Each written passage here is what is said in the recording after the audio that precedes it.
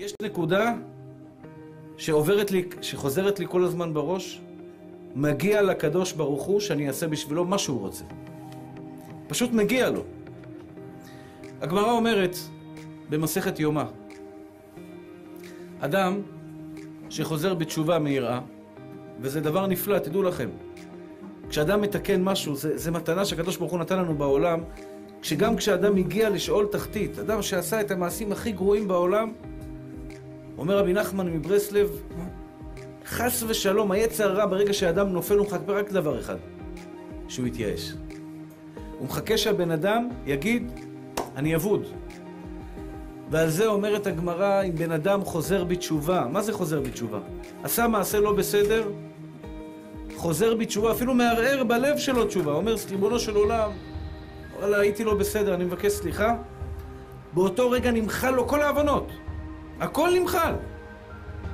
עד כדי כך שאומרת הגמרא במסכת קידושין, אם אדם מקדש אישה ואומר לה, הרי את מקודשת לי על מנת שאני צדיק גמור. מה זה על מנת? אני אסביר לכם. יש קידושים על תנאי. אדם יכול לקדש אישה ולהגיד לה, את מקודשת לי בתנאי שיש לי $1,000,000 בחשבון. אם יש לו $1,000,000 בחשבון, היא מקודשת. אין לו $1,000,000 בחשבון, היא לא מקודשת. בא בן אדם רשע, אליבא דכולי עלמא. לא 1/2 50-50. האדם, השם ירחם, עשה מעשים הכי לא טובים בעולם, ואומר לגברת, הרי את מקודשת לי בטבעת זו על מנת שאני צדיק גמור. מה היינו אומרים? אין קידושין ואין שום דבר, תזרקי אותו מכל המדרגות, אפילו לא צריך ללכת לרבנות לשאול. הרי את רווקה ומשוחררת. אבל באים חז"ל ואומרים, היא ספק מקודשת. ספק מקודשת, ולמה? כי אולי ברגע אחד, כשהוא קידש את האישה, הוא ערער תשובה, אמר בליבו, וואלה ריבונו של עולם, כפרה עליך, אני אוהב אותך, אני מבקש סליחה על מה שעשיתי לך, נמחל לו על כל העוונות, הוא צדיק גמור. ברגע אחד אדם חוזר בתשובה.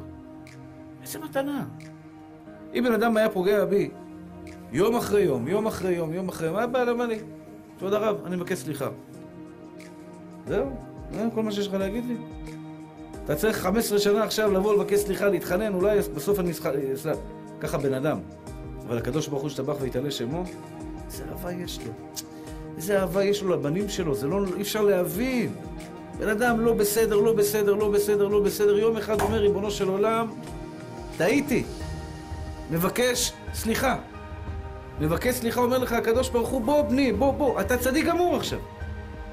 זה כוחה של תשובה.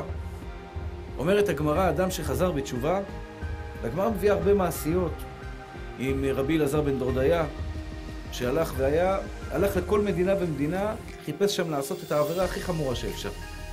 היה הולך עם שקית של זהובים, איפה אפשר לעשות פה איזה עבירה ככה, משהו דליקטס? היה עושה.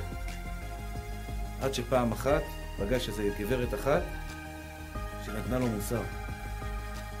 והוא הבין, פתאום הוא קלט, ברגע אחד הוא קלט, טעיתי בגדול. ישב ובכה. וצעק להרים, תצילו אותי, תצילו סניגוריה עליי. אמרו לו, אדוני, נגמר הסיפור שלך. רצו להפחיד אותו. עמד ובכה ובכה ובכה, אומרת הגמרא, שם ראשו בין ברכיו ובכה, עד שיצאה נשמתו מרוב בכי. יצאה בת קול ואמרה, בן דורדיה מזומן לחיי העולם הבא. הוא עדיין לא הספיק לתקן כלום, הוא רק בכה. הוא חזר בתשובה.